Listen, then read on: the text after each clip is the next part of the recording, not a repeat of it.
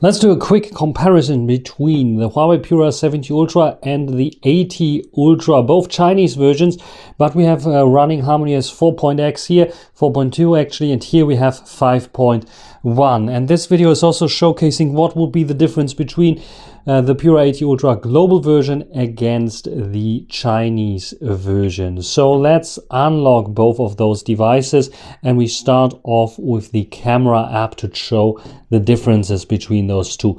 You can see the design is slightly different, but still very similar. You can see we have like this shadow border here around all the lenses that we can switch, where here each individual lens has this border. Then the font is slightly different, more compressed, less capital letters and less fat letters on the new version. Otherwise, the menus are quite the same. The button for macro mode is a little bit more pronounced on the Pura 80 Ultra than this little, which is not the macro mode actually, which is like the button for going into Huawei AI Lens, which is not available here for some reason. The top icons are also slightly different, as you see here. There is a setting icon that we don't have here. We have only some quick toggles there. There's an AI button that we don't have here because most of the stuff is hiding down below here. And here you can see here I can swipe up. Here I have to, I can also swipe up. I can also swipe up. There we go. So here is the difference in there. You can see it's prominently the settings icon, and all the other icons are there. Here you find Celia Lens, that is a button dedicated here. We find the Ximage, different profiles, and as you can see here, I have limited profiles: original, vivid, bright, and mono, where here I have way more profiles. Between those first mentioned, I also have this one here.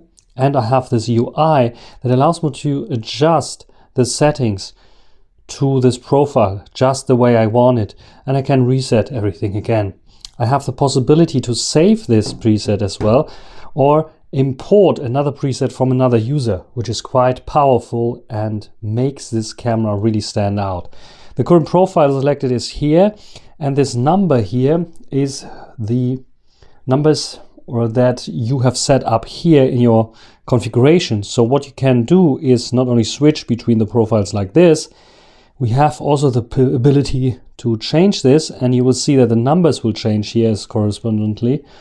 And of course the watermark will have the numbers in there, so everyone that wants to dial in the numbers can do so pretty easily, even if you're not sharing your profile, which is also, I think, a sweet idea and invention. Otherwise, we have the master AI and AI composition here. AI composition helps with composing a shot. I had a shorts video on this that shows this when photographing like a building, what it does. Very nice. We have moving pictures here. We have exposure compensation that we can set up here, which is quite nice. That is not available as a specific option here on the older version. I have to tap and then I can lower the exposure here, but it's also locking the focus then and the exposure, which is not always what you want. We have flash, we have filters here, extra filters. There we have classic, dawn, and all the other filters that we might know. But we don't have this here directly. As you see, those are missing from here. I have like the possibility to switch here between different profiles. Let me go out of it and switch to original again. And then you can see here all those profiles there. But the filters on top of this are missing on the Pura 80 Ultra Chinese version. Assistive grid is there as well. There's the moving picture option there. It's the same symbol as well. And settings is down here, where here it's at the start. You can also not rearrange those here or here. That would be, I think, very ideal. Let's go and dive into settings on both, and I put them down for this matter. And for some reason it turned. It's basically identical there, but we find some subtle changes. Like, for example, we have the photo format that we can set up here. So JPEG and HEIF.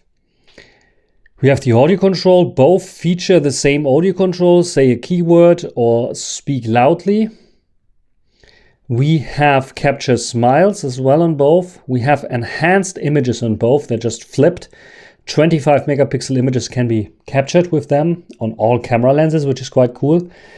Then we have AI clarity, ultra clarity, which uses AI to sharpen up photos taking in high zoom ranges. So it's using AI for that. This one is also doing this, but it doesn't have a toggle to turn it off. Then we go to video settings. You can see there a few video settings more here on the Pura 80 Ultra. First of all, when it comes to resolution, there's no difference. So we have the 4K full screen. We have 1080p 16:9, which is the recommended here, or it's like stated as recommended on the Pura 70 Ultra, but not on the Pura 80 Ultra. 720p as well as there is another option, 21:9 1080p, which is missing here on the Pura 80 Ultra. When we check out the frame rates, you can see that nothing changes here. 30 and 60 frames per second. High efficient format is possible, so it is using more or less power, using less space. HDR Vivid is available here, and there's wind noise reduction. Reduces the wind noise during video recording to make voices sound clearer, which is a welcome surprise. Yes, the Pura 70 Ultra had something automatically built in, but here you can turn that off and on again, which is, I think, a nice addition. Otherwise, when it comes to general settings, we have the assistive grid that we can turn on, the horizontal level, and we have the timer here. They both hide the timer still in settings. So let's go back and let's see if I go take a shot. I want to take a shot. I don't have the possibility to set a timer here or here. If I were to go to the portrait mode where I would like to need the timer eventually, you can see also that there are some effects that I can change, default, hearts and swirl, but I don't have a timer here. And it's not available here as well. So it's still a bummer that we don't have the possibility to set a timer directly in the camera. We have to go into the respective settings, which is a bit of a bummer, because if you forget to turn it off, there's no indication for it. And you suddenly have then, when you want to take a shot, a timer on, which is like also very, very stupid. Mirror reflection you can turn on and off if you want to for your selfies. Add watermark is on. The watermark section looks basically identical. There's a few different watermark options that you have here. More on the Pura 80 Ultra, as you see here. Has some nice, I think this is the holiday watermark that they have now in China, the holiday. But basically identical, there's just a few more. And we have like include color info, which is like what I talked to you about earlier. So it will include the profile that you shot this with, which is a possibility to put in here. Otherwise you can capture the time and the settings can be added there as well, which is quite nice. Location tags, mute, so to be like, mute. Ultra snapshot mode to open up the camera, double press the volume down button. We can directly take a snapshot or just open up the camera. And the floating shutter, so you can see basically identical those two when it comes to these settings. Now let's check out some other things. Like I was in portrait mode already. Let's go back there and we check certain things. Like we still have the f-stop number that we can set up and the beauty effects. Here it's called effects. We have way more effects here in comparison to what we have here. When I go here and search for effects, you can see we only have 3: default, hearts and swirl. Where the beauty effect and the beauty effect here look identical in configuration. The f-stop number of the portrait effect I cannot set up here, which is like a little bit of a bummer. And even down here I cannot set it up. Where here I have the possibility to check the virtual or the physical aperture. Something that on the Pura 70 Ultra I only can do when I go to the dedicated aperture mode. So if I go to the aperture mode, here I have the possibility to set up the aperture, and I can set the virtual aperture or the physical. By default, it's going to the virtual one, where here this is also going to the virtual one. And you can see the physical one has then those buttons. But this one is also available in the normal portrait mode, which in my opinion makes a lot of sense. Let's go to the snapshot mode, just quick walkthrough here through some of the changes. Snapshot mode, basically identical there. We have the master AI that we can turn on and off here. That's it, basically. The profiles I showed you already are now the same. So this is quite interesting that in the snapshot mode, only those profiles are supported. The other profiles are not supported here, which is quite interesting in my opinion. So then we have a night mode. We have a night mode here. Basically identical settings. We can set up the shutter speed here and the ISO here. And here we have super night shot mode where we have different profiles that we can set up. And here we have auto shutter speed. And here we can also set up those three profiles, where here we have the possibility to choose between all four, so or even the mono one is available. And we still have our AI assistant, composite assist on, that helps us to compose our shot if we want to. And yes, this night mode shot is not only available for the main, but also for the selfie cam. There you can see me recording with the Pura X device. Has few settings less, but that's it basically between those two. Yeah, let's go to another setting which is quite interesting. I think is video mode there. We have quite a few options here. Like we can choose the aspect ratio and resolution. You can see it's like every time I press here, it's changing both. Where here if I press, I have a menu where I can directly choose the mode that I want to, which is I think more or less. This is just switching between 4K 60 and 30 frames per second. This can also do it here without any issues. We have the hand mode here on both, which is ultra steady mode.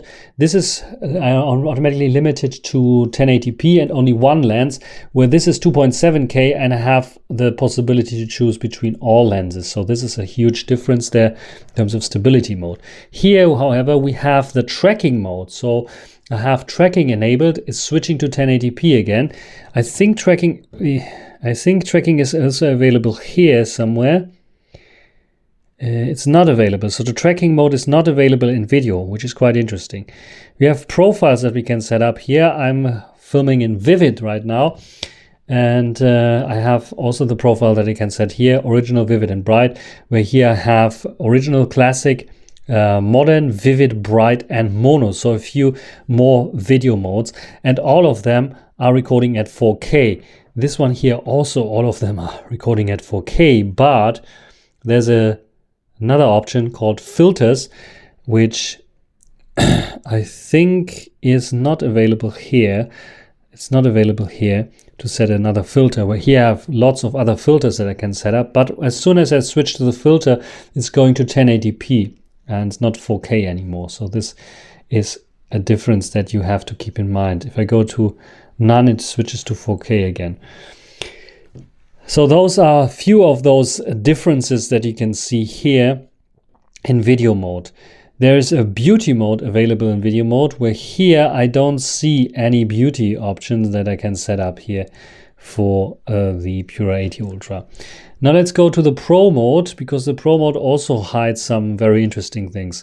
First of all, let's check out the options here for a JPEG. We have JPEG large, 50 megapixel option, JPEG and RAW, where here we only have JPEG and RAW. If I want to photograph in high resolution, I can go and check high resolution here, but I don't have the possibility to shoot it in Pro mode, which is like a huge difference there. Then we have here a focus assist light that we cannot turn on here. We have like only here those flash options, same as we have here. Otherwise, when it comes to the profiles, we basically have almost all the standard profiles, original, vivid, bright, and mono, where here we only have original, vivid, and bright as an option that we can set. Aspect ratios, XImage photo format here, like I said, is possible here as well. And here I can only choose between RAW and JPEG, like I said before. And the focus assist light can be found here. So this is like moved from there to here. So it is still there, it's just moved somewhere else. In terms of settings, basically identical. The aperture settings are also basically identical. Shutter speed settings, we have to up to 30 here, so nothing has changed much when it comes to taking photos. Let's go into video mode for Pro mode, because it's quite interesting what we can do here. We have a button here that allows us to use log recording, and this means log recording on all lenses is possible, where here we don't have log recording at all on the Pura 70 Ultra. Quite nice. I hope that the Pura 80 Ultra with an update of EMUI will also gain the support for log. Otherwise, we have still for the video mode the same things that we had before, with the addition of mono, I think here that it was not available before here. So quite interesting that we have the possibility to do those settings there as well. Otherwise, the rest of the system looks identical. You can see here apertures that you can set up. The shutter speed that you can set up is identical. EV control, AFC, white balance control, nothing much has changed there between those. And also down below, the settings here don't have changed much. Quite interesting in my opinion, if you ask me. Those are the most important things that have changed between those in the normal camera modes. When you click on more, we have quite a few less options here available. Slow-mo, for example, is missing completely here, and it's not available at all here on the Pura 80 Ultra, which is quite a bummer, I think. Oh no, it is available here. Slow-mo is there. But what is missing? Light painting is there. Panorama is missing. There's HD panorama instead. Time-lapse. Time-lapse is there. Stickers are missing. Nice features. Document scanning is not available here, but it does not need to be here anymore because it is built into the Celia lens nowadays. Dual view is here, which is not available here at all, which is a bummer. Story creator, not available here. The aperture mode is not available here, but it does not need to be here because first of all, the portrait mode is taking over the aperture mode, because why do we have two modes? Was a little bit confusing anyway. Then we have the multicam mode, a very nice feature that allows us to use multiple camera sources. Like I could use the Pura X right now that is recording, or other devices that I have here in my possession, even the Pura 80 Ultra, which does not have this feature of multicam support, which is a little bit of a shame, I would say. And Super Macro is available there as well. And there's even like a download button, which allows us to add the stickers and documents options, which are missing here. We don't have the download button here, but it could come back at one time for sure. Yeah, those are the big differences between those two in terms of the camera application. And now you understand why certain people might prefer the Chinese version of the Pura 80 Ultra instead of the EMUI global version of the Pura 80 Ultra that is quite limited and has the same feature set as the Pura 70 Ultra that I have here. So that's it for this video. If you have some questions regarding those, if I should compare more things between them in terms of cameras, if I missed something, write it down the corner. Write it down in the comments. That's it. Until the next time. Bye.